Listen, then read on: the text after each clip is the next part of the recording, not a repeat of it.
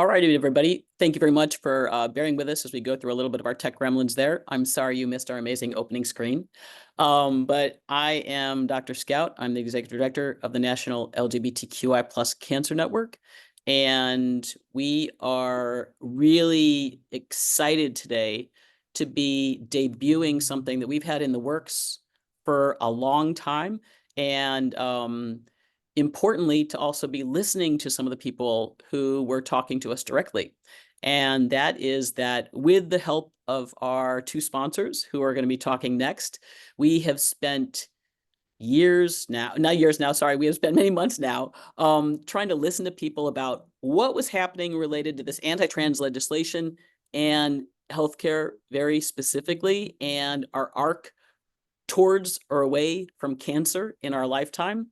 Oftentimes people might think of this this situation as being something that the anti-trans legislation that's being introduced on the state level is aimed at youth, which we don't usually think of as the biggest group with cancer. And so that's why we dove in and tried to look at what kind of connections there were. And we are going to be just giving you a snippet of some of the amazing information we got from people all around the country. And even more excitedly, I'm really happy that we have some of those people who talked on the video here to talk with us today in this time of all times about how this is affecting their lives and what types of things might have shifted about it, of course, in the last 8 days or so. But first and foremost, this wouldn't have happened without our sponsors.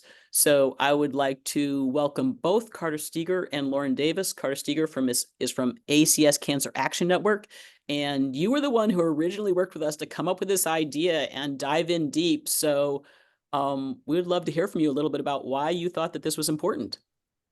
Oh, thank you, Dr. Scout. And ACS Can is so pleased to be a part of this project. It's, part of our mission is to make sure that everyone has access to the care that they need when going through cancer or preventing cancer, and understanding the barriers that everyone faces, especially the transgender community. Community that I think is often misunderstood is so important. And I think especially now, raising up, voices and unique challenges that people, will be facing will be so important. And, the partnership that we have goes, way back. And I just kind of feel like this is an extension of that partnership. And we learn so much from working with you and your team and the voices that are going to be talking to us today and that are on the video. So thank you so much for, joining us in this, letting us join you. It's a great partnership, and I appreciate you and everybody who's part of this today. Thanks so much, Carter. And then Lauren Davis from Genentech, talk to us a little bit about why this was also important for your organization or yourself. Thanks, Scout. Hi, everyone. It's really my privilege to be here with you all today, and certainly our privilege as an organization to support the work of the LGBTQIA Cancer Network for this program and for many others. I feel so strongly in the responsibility for those of us in positions of power and privilege to be able to support continuously, and especially now more than ever, we need to be in community, we need to support community, and we need to stand up and raise our voices for those who can't. And so I'm thrilled to support this, look forward to supporting more incredible work in 2025, and thanks for the opportunity, Scout. Thank you, Lauren. That's great. And so I'm just going to give you a little bit of framing. If you're not very familiar with some of the baseline attacks that are going on here, and the reason why we started this particular inquiry, it's that in this year alone, there have been 530 state-level anti-trans bills introduced across the country. We actually kind of watched these legislative risk maps rather closely, and of them, there have been places where there's been over 19 bills introduced just in one state alone. And as I talked about, these bills often focus on things like trans youth engagement in sports, but too many of them actually also focus on trans access to healthcare. And that is, of course, something that even if you're talking about youth access to hormones and stuff like that, anything that happens earlier in our life affects us throughout the whole course of our life much more strongly. We're very familiar with that. But as well, there's been a lot of ways, as you're going to see and we'll hear about through this, that there have been other unexpected impacts from a lot of this legislation. The important part is it's really created a hostile climate for us. And as we talked with people in welcoming or unwelcoming states, it was pretty universal across all of them that we're very much feeling the pressure of this hostile climate. And that differs for some of us, but all of us understand that we feel under attack. And then just to ratchet up even more, after these interviews were conducted, as we moved into summer and then the election season, unfortunately, the depths to which we were being used as a bullseye for a political party has really kind of boggled everybody's imagination, to the point that by all estimates, the political party has invested more money in anti-trans attack ads in this election season than they have invested in ads related to immigration and economy and housing put together. So, it's like we go around and train. I often ask people, have you seen these ads? And it can sometimes be nobody in the audience because they just don't live in a state that was considered in play, so they didn't have these ads on repeat, or everybody in the audience is raising their hands because they're in one of those states where they can see it 8 times in one football game. So it's a really challenging situation to think about what may be happening with the coming administration, understanding that our communities have been made such a political football, and that affects not just our lives, certainly our access to care, but also then cancer as well. So with that, I'm going to turn it over to the producer of the video to talk a little bit about what went into it, and then we'll actually show the video itself and talk with the participants. Hey, everybody. Thank you, Scout. Thank you so much, everyone, for joining us today. And as Scout mentioned, we're really excited to launch this video. A little bit of background, as a part of our mission at the Cancer Network, we want to give voice to the community. And this has been a really good opportunity to do that. This is a very important issue that we want to spotlight. As we know, this anti-trans legislation is impacting healthcare, specifically, in our realm of cancer screenings and all of those kinds of things. And just a little bit about how we got to this point. We, and just in this particular case, in a short amount of time, we reached out to our networks at the Cancer Network, our community members around the country, and we put a call out to say that we have this opportunity. We want to hear from folks, and we want to be able to honor these experiences that they're going to, and we want to give them some context about what's happening. And we got a very good response from people, as I mentioned, in a short amount of time. I would say that we interviewed over 20 people that were willing to tell us their stories. And as we know, we're talking about healthcare a lot.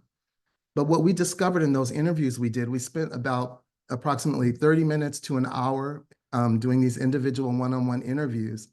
And as we know, we talk about the impacts of anti-trans legislation on healthcare. But what we discovered in those interviews, it impacts families, right? It impacts personal relationships.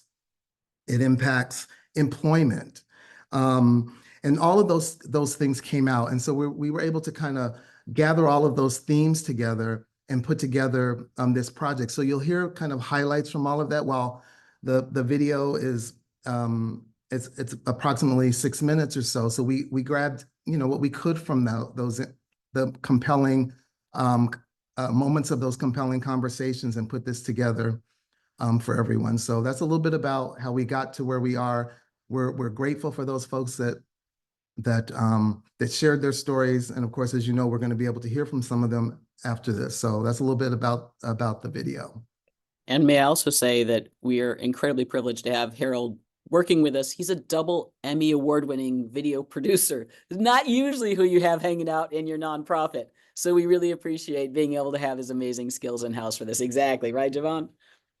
All right. Era, I believe you're queued up to actually roll the video. Thank you so much.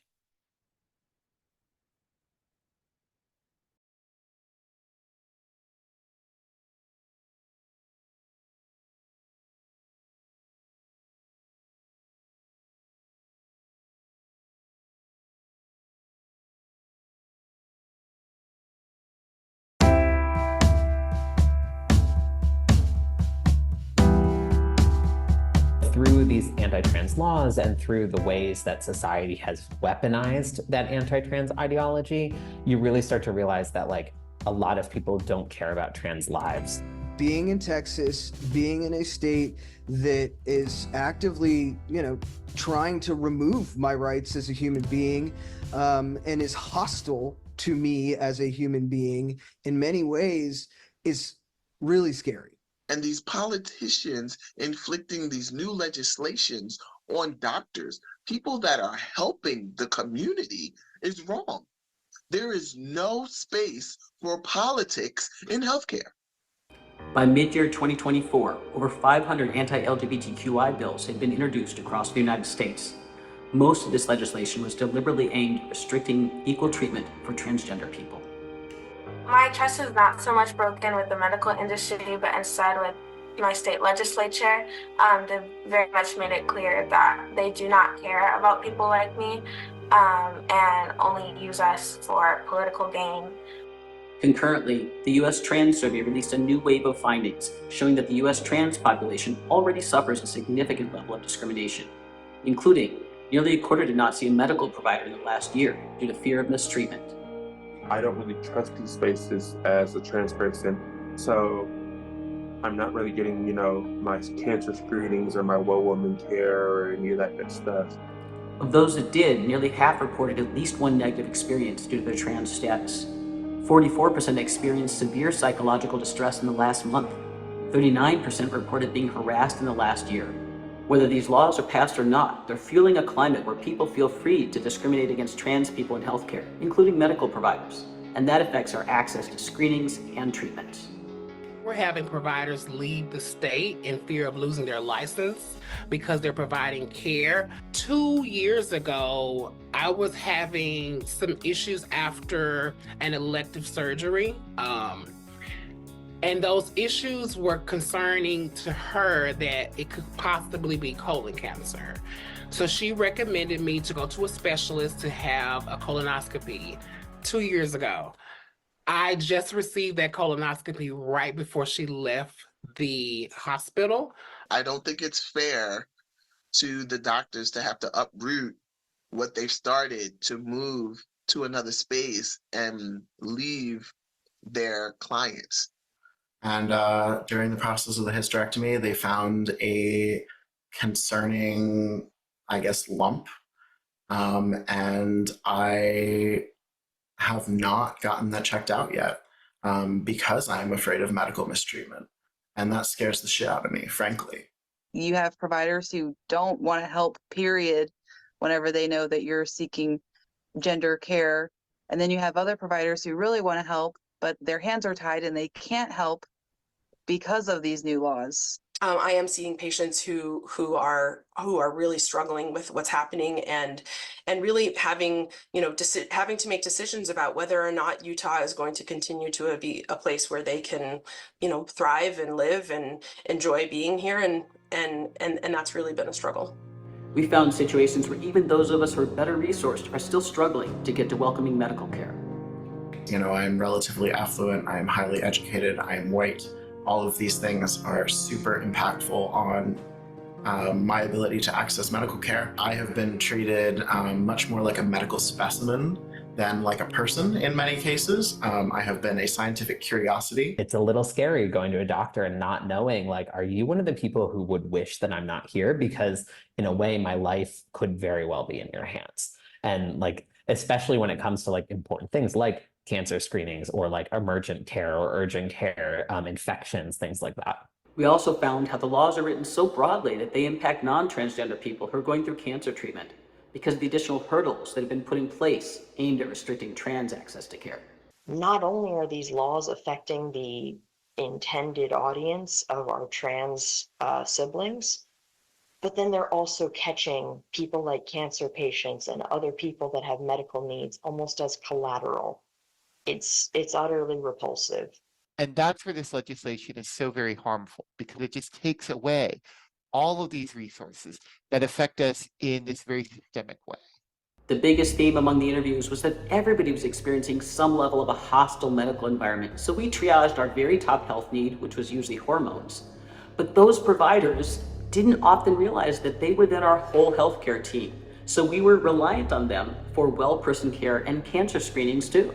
And once I started transitioning, it became pretty clear that I was not really going to be taken care of very well by that office. And so I went from a doctor that was 2 minutes away to a doctor that was an hour away. And made that decision because that doctor was confident in gender affirming care.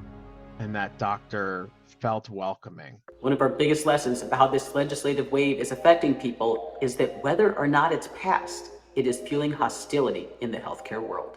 It's incredibly important for organizations to stand up for gender expansive people across the country. We've got to have allies, and some of those allies have to be larger organizations who have the ability to affect change. It's critical.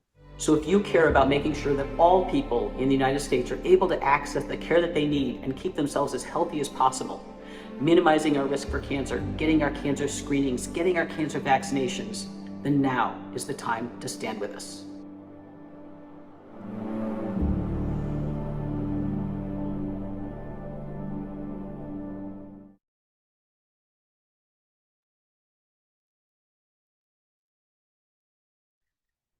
All right, deep breath there. Thank you, everybody. And as we go into kind of discussing this, particularly with the environment we're in right now, let me actually first invite on one of our staff members who was not part of the video, but is a very openly trans woman in one of these states, because basically the water got even hotter after we did these interviews, and it's gotten even hotter yet since. But just again, part of this is we don't realize what we don't have to experience ourselves. So Era, if you can come on, and maybe we'll go all to the grid view, and then I'd love to have you talk a little bit about what's been happening with you specifically, what state you live in, what shifted even further since we did these interviews, and what that means kind of around what you're thinking for many dimensions of your personal life right now. Yeah, absolutely.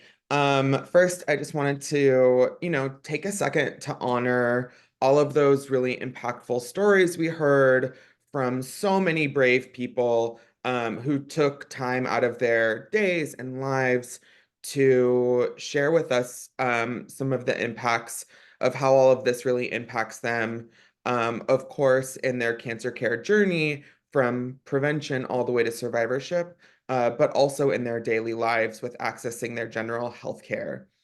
I also want to encourage folks to use the Q&A feature if you have any questions. We are getting some applause and bravas in the chat there, or through the Q&A rather. So I just wanted to acknowledge that for all of us. And yeah, like Scout said, I am an employee here at the Cancer Network. I am the Senior Training Specialist and Cancer Lead. And I have been living in Texas for the last almost 5.5 years now. I moved to Texas in the summer of 2019. And I am also an in-law / married into the family of Rose and Melanie Yard, who you heard speak during the video. So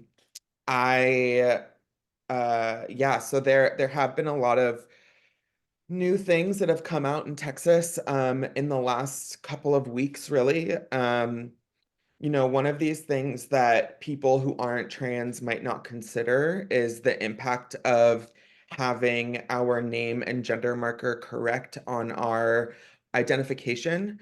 If you think about how often when you go to the doctor, you have to show your ID, right? You have to show it to maybe to a security person to get into a building, to a front desk staff, possibly to medical assistants, definitely to billing, right? So all of these moments where folks just really to leave their home have to interact with those identification documents.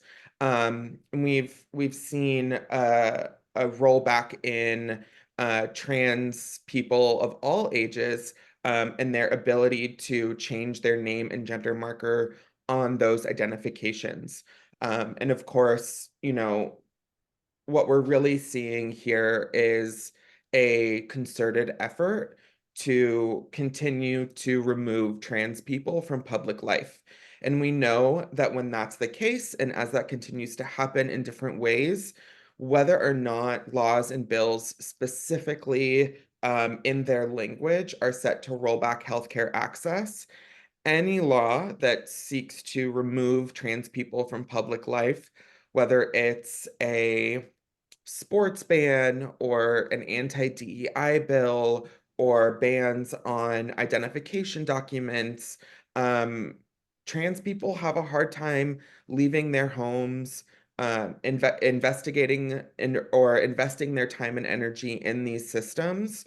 You know, of course, these things lead to homelessness, lack of employment access, lack of insurance access. So there really is a massive ripple effect happening, not only here in Texas, but all across the country, as you've seen. And so I want to encourage folks to learn more about the ways that they can share their support and really allyship for the trans community during these times. Because, you know, as Scout said in the video, this is really the time to be as loud as you possibly can in all of the ways you possibly can. So I am gonna pass it over to Scout. And again, thank you all for being here today. It is a pleasure to have and see so many of you here for this important discussion. Thanks, Era. And so if I can, we're going to go, I think, to Arthur mode. And if I can invite everybody who's on the video to come on screen, that would be great. And then I'm going to remove my spotlight so it can be all of us together. Thank you. And all right, so first of all, I just want to again take that deep breath and check in with everybody. So much more has changed in the last week. So how about if we go around? Javon, I'm going to throw it to you first. And also knowing that you're in an interesting situation because not only you're experiencing this personally, but you advocated for that organization Elevated Access, which was helping people make sure they could get access to abortions to also include access to trans care. So you've got a personal and a professional layer here. How are you doing? Yeah, thank you for asking, because right now with this recent voting, I don't know what January is going to bring.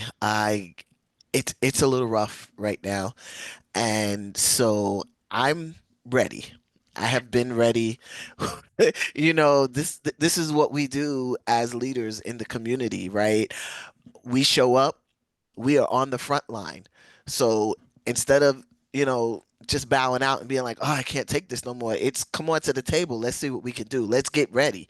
We're going to be ready now so that when January comes, we have a plan, right? So here in Texas, it's Texas. It's the same stuff going on. We have more anti-trans legislation to the table now that we have to battle coming in January, let alone the presidency. Right. So we have to start where we are. But I can say that we just recently got a resolution that November 13th to the 19th is Trans Week, you know, Awareness Week. So that's a start. We start with our commissioners and then we build up and build up and build up.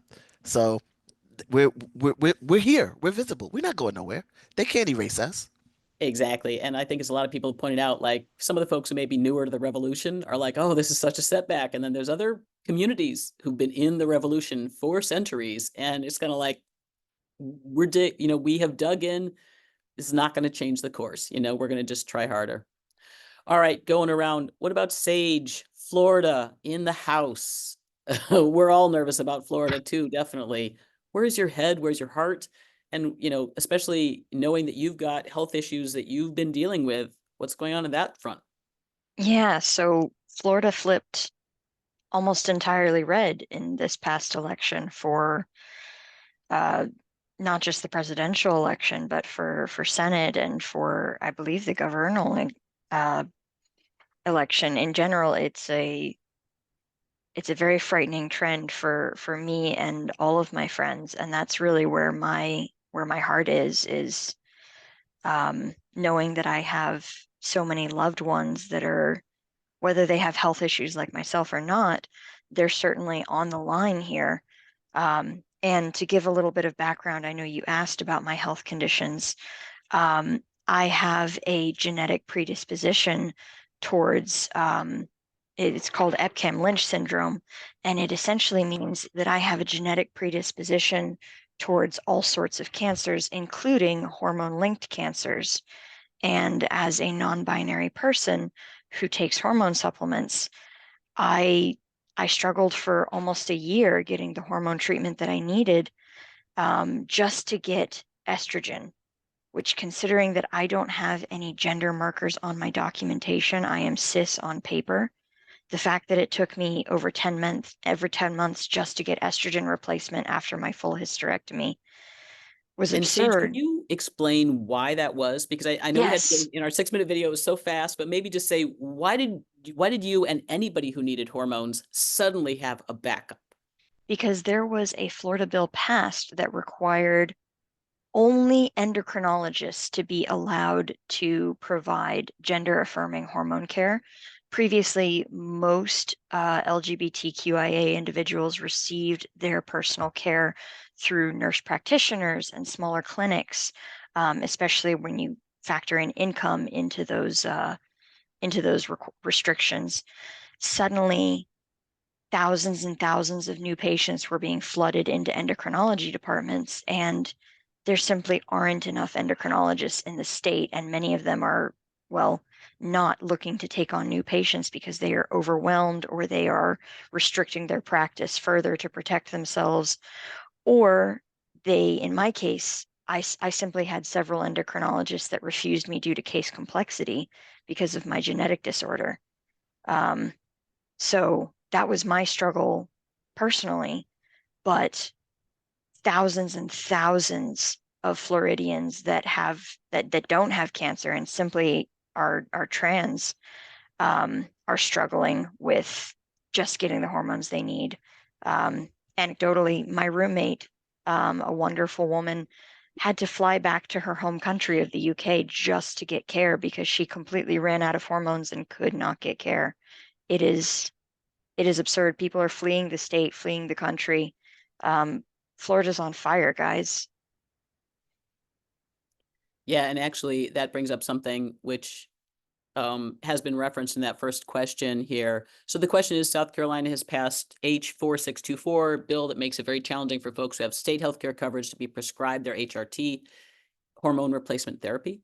In addition, it stops state-funded organizations from prescribing them as well. What do we do to bridge this?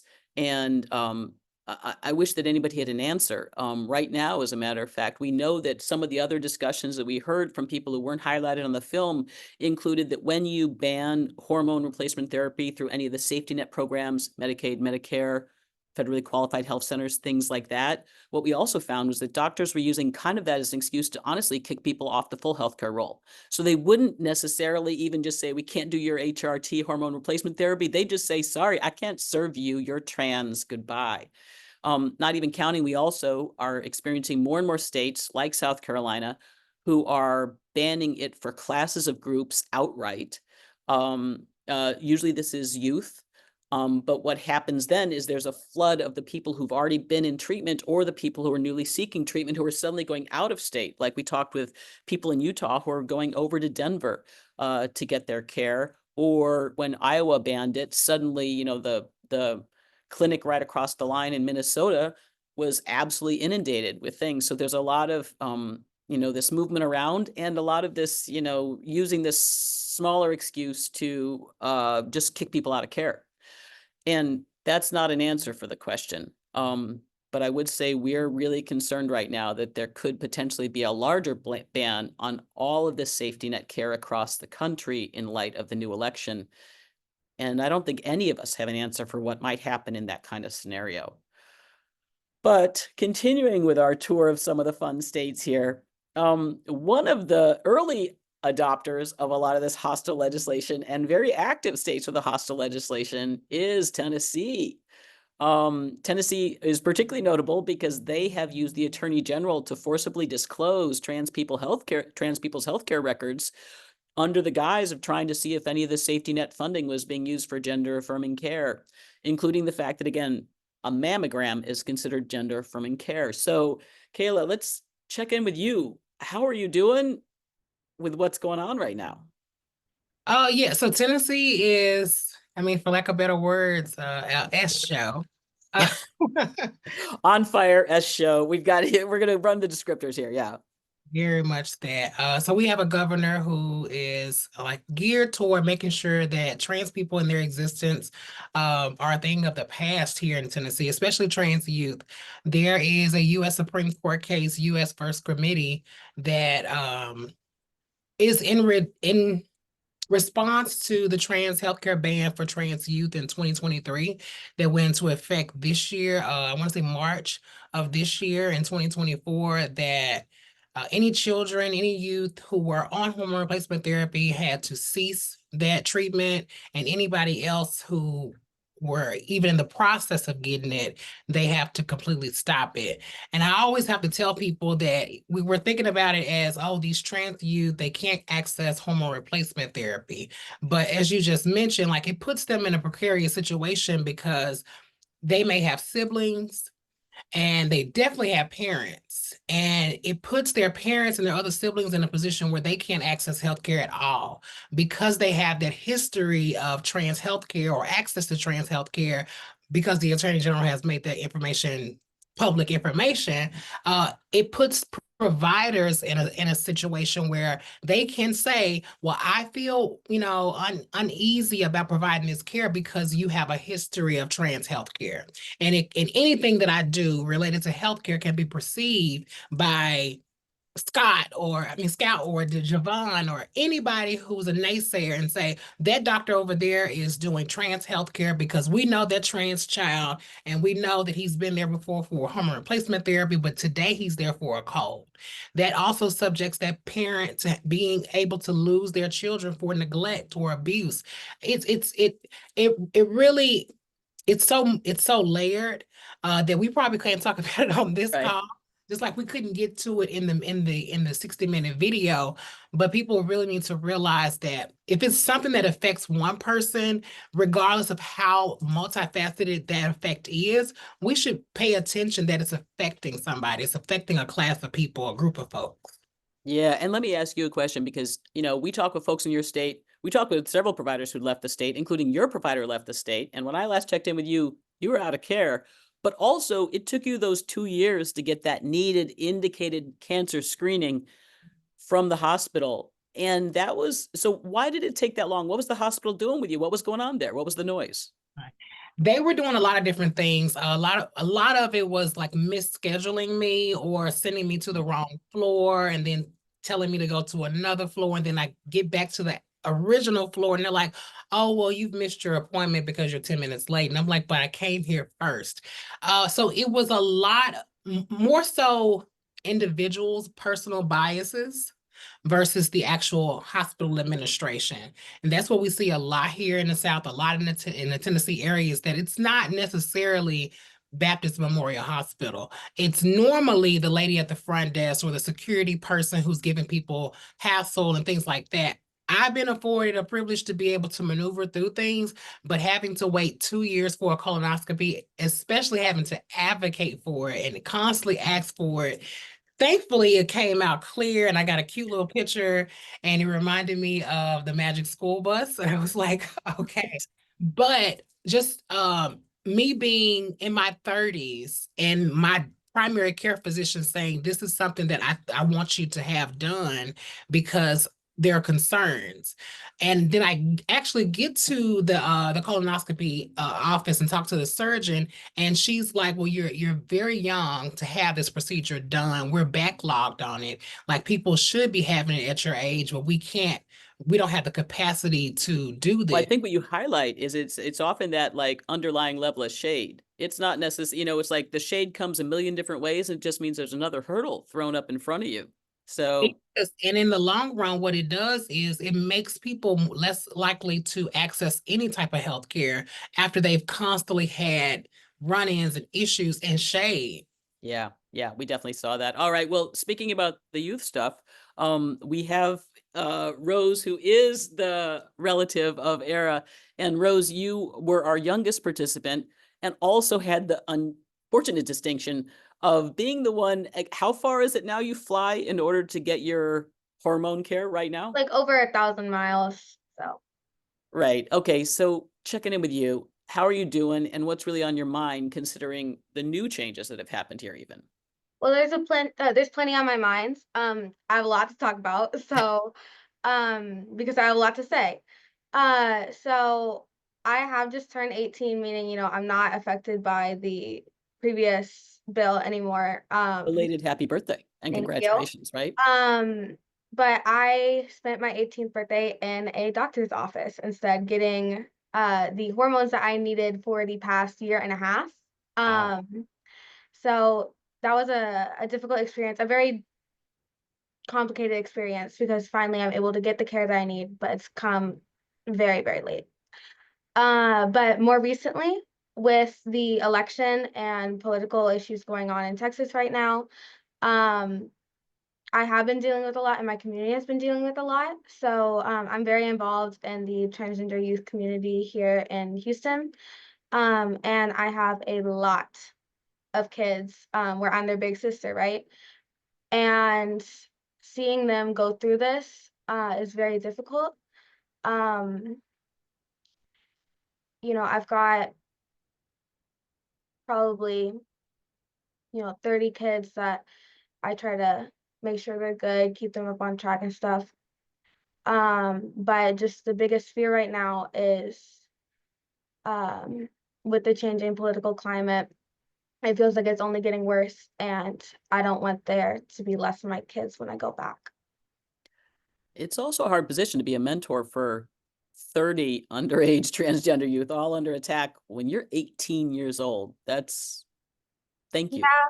I think as a transgender youth, I'm put into a position where a lot of my, peers, classmates don't have to concern themselves with that thing. I've been to protests, I've written to senators, presidents, all sorts of things. It's very, right. Yeah. It's a very unique experience to have to write to the people in charge of your country, begging them to not take away your bodily autonomy.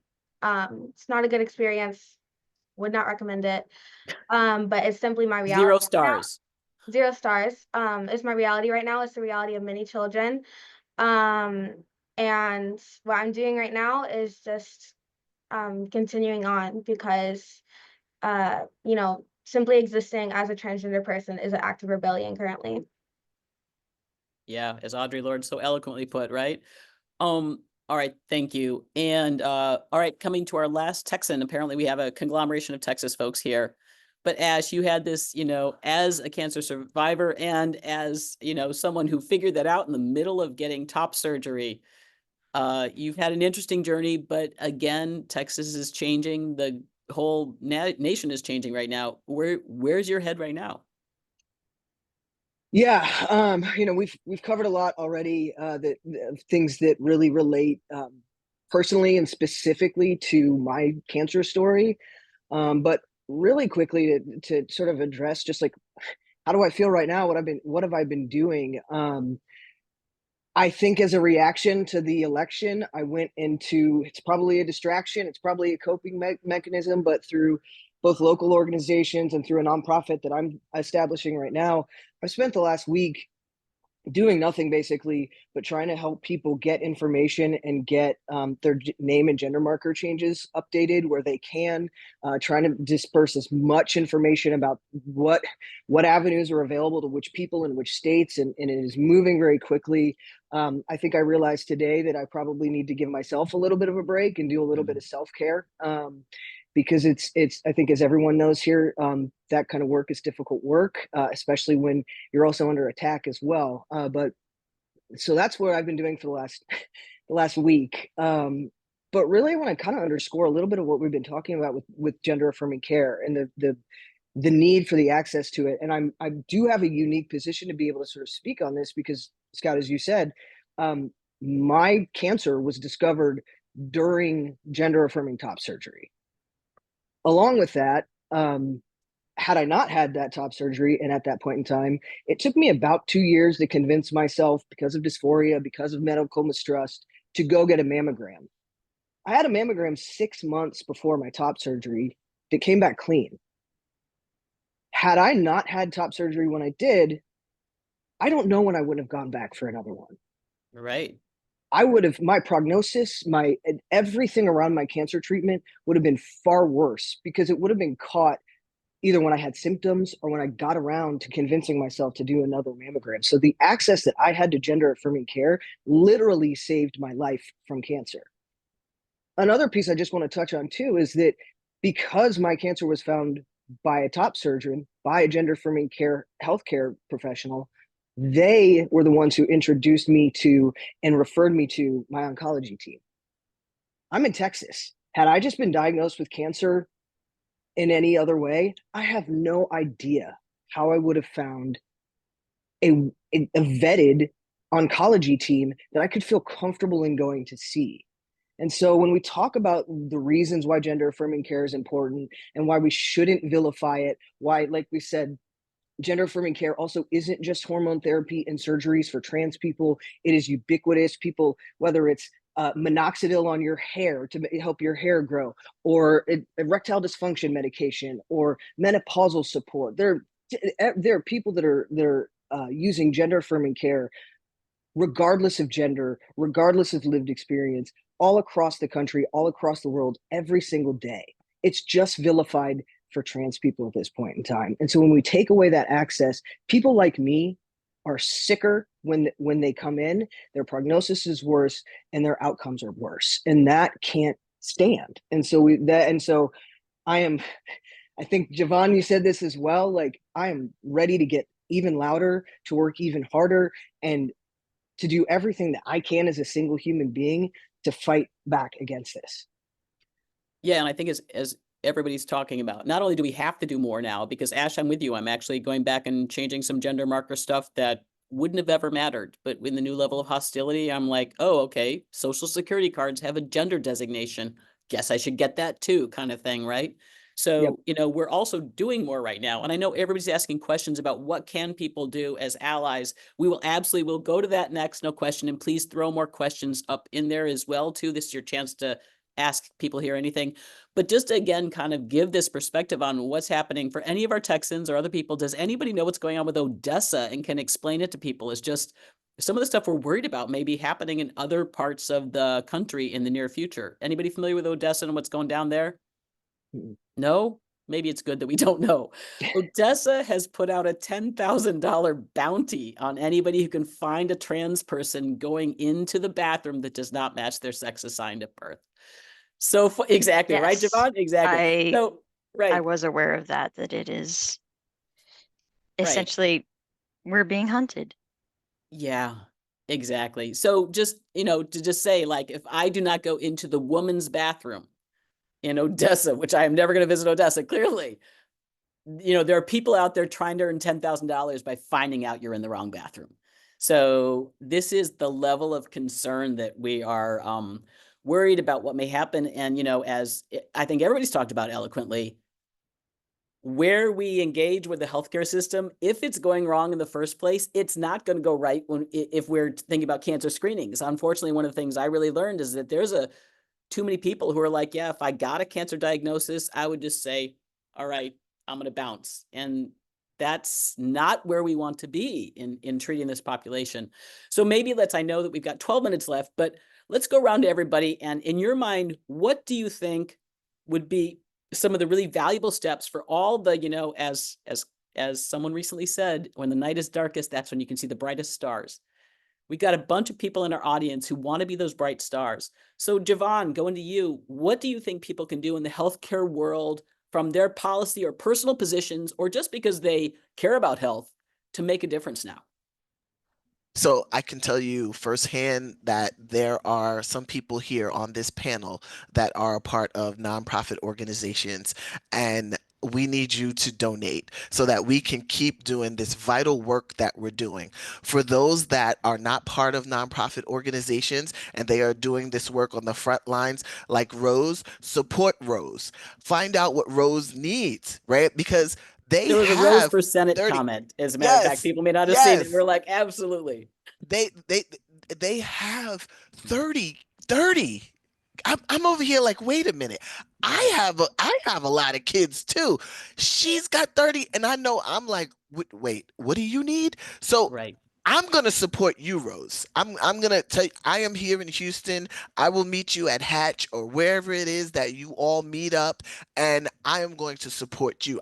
Because you are the future of what we are doing in this movement. So I want to make sure you have all the tools necessarily to do what you're doing, because I'm tired. I'm on the front line and I'm here with you, but I need a break, right? So we need everyone watching to support, and support looks different for each person.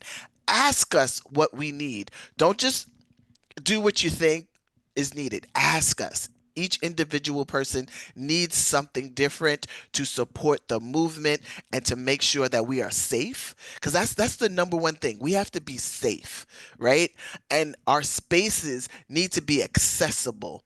You can make a space, you can have a meeting, but how are we getting to that meeting safely? How are we getting back home safely? So we need Lyft codes, Uber codes. So help us help ourselves. Excellent. I'll mix up my order. How about Ash? How about you next? What do you think people can do in the healthcare world specifically to kind of make those stars brighter? Sure. I mean, I don't think I could put it any better than what Javon just said, but I will add to this in terms of safety. It may sound kind of silly, but letting us know when we are in a safe space is incredibly important. So if that means putting up a pride flag, or putting up something that indicates in your healthcare office that space for me is a safe one, is huge, because I have no idea what I'm walking into every single time I go to the doctor. And I'm going to tell one really, really quick anecdote, which is the fact that I live in Central Texas. I'm in Austin, which is thankfully a bit more progressive, but we are still in Texas. And when I would go in for my chemo appointments, they would call me back as Miss Davidson in a room full of 60 people, maybe. I would have to stand up in this room looking the way that I look right now, and I could feel every single one of those 60 sets of eyes watching me. I had to worry when I left my chemo appointments about whether someone would follow me out to my car and harm me. So make sure that the spaces that we are attending and that we are in, make it visible that we're safe there. It's a really great point, Ash. We know that sometimes hospitals are like, oh, we're good on the healthcare quality index or something like that. But we're really realizing now this is a granular provider level of safety. And some other ways you can do that, put those pronouns on your name badge. Yeah. Put the, there's Amazon sells a pin that says you're safe with me with the rainbow flag on top and the trans flag on bottom.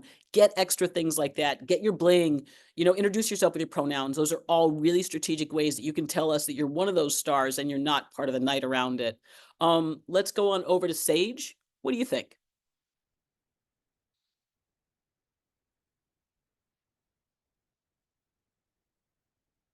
Yeah, Sage is like, I'm thinking about how to unmute. Thank you. I had a little bit of a technical difficulty there. Honestly, one of the things that I would like to see from my providers is, well, I'm sure Ash could agree with what he and they have suffered. Using our pronouns and using our names.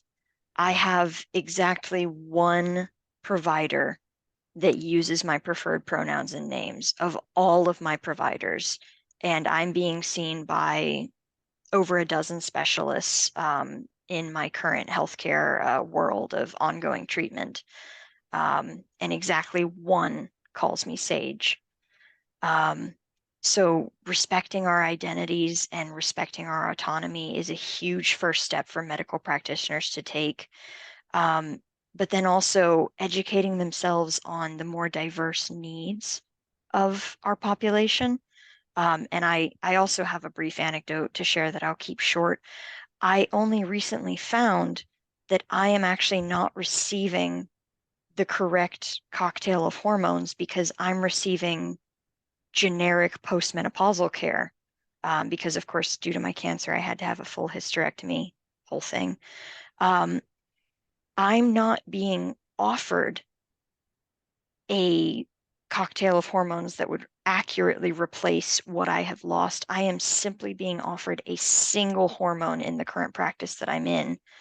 And there have been no talks about allowing me to work on testosterone or begin any other. And the closest I've found care is, for those of you that, well, it's 4.5 hours away is the closest that I've found care that could potentially adjust my hormones to what my body actually needs and what my gender identity actually needs. I've simply been surviving on estradiol. Sorry about that from a noise from another party there. Sage, that's horrific. And we're trying to talk about getting access to care, but getting access to the care we need is even another layer.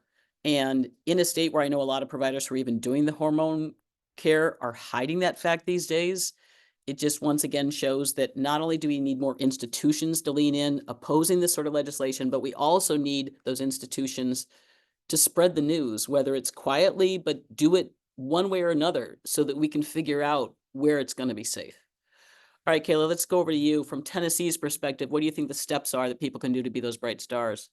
And well, you kind of took the words right out of my mouth because I was going to say, treat our bodies like any other bodies. But I always like to tell my doctors that I'm very unique and my needs are going to be very unique.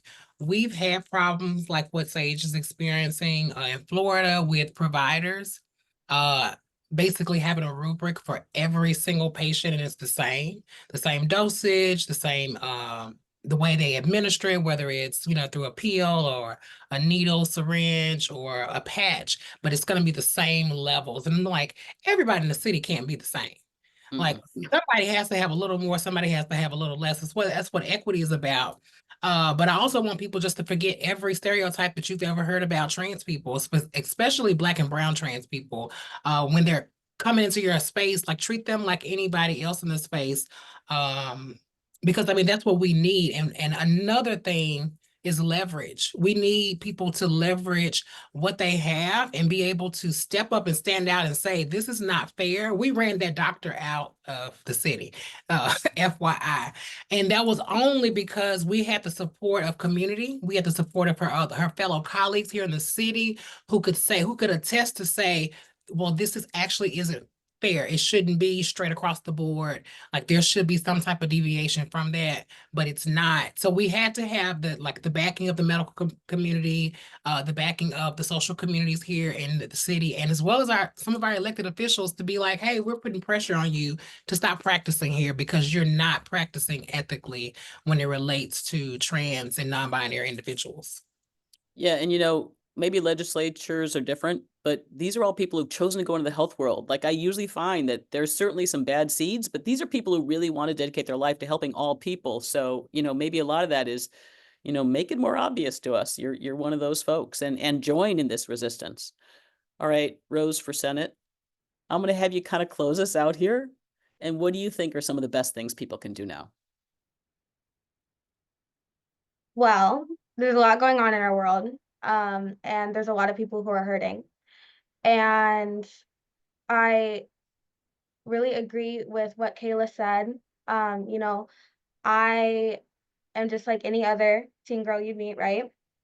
The only thing is I'm having to deal with a lot of these things that no one should have to deal with, much less, a young person.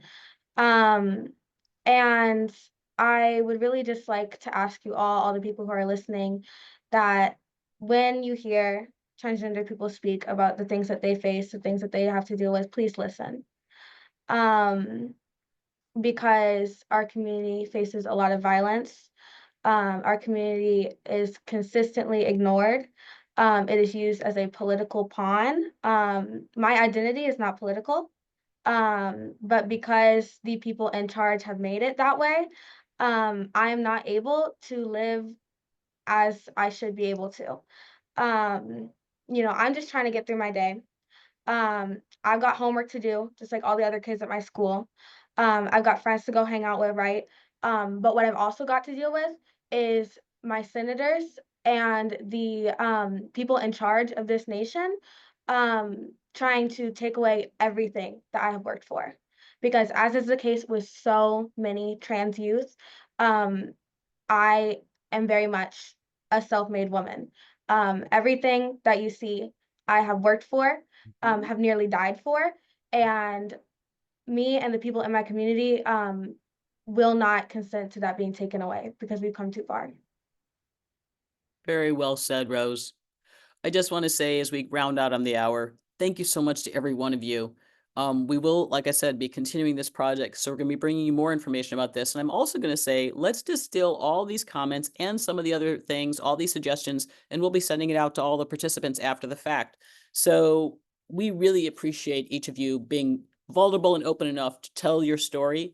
And we also really appreciate all the audience members who are here because you want to change it. So we hope that you're understanding a little bit more about what we're going through, and we hope that you can help take whatever leadership you have access to encourage them to join this with us and make sure that we are continuing to provide cancer care equitably, or starting to provide cancer care equitably, including, screenings, life cycle care, everything like that, to everybody, including and especially trans people in this current political environment. With that, thank you so much. Everybody have a great day. And like I said, we'll be sending out the summary of all these suggestions.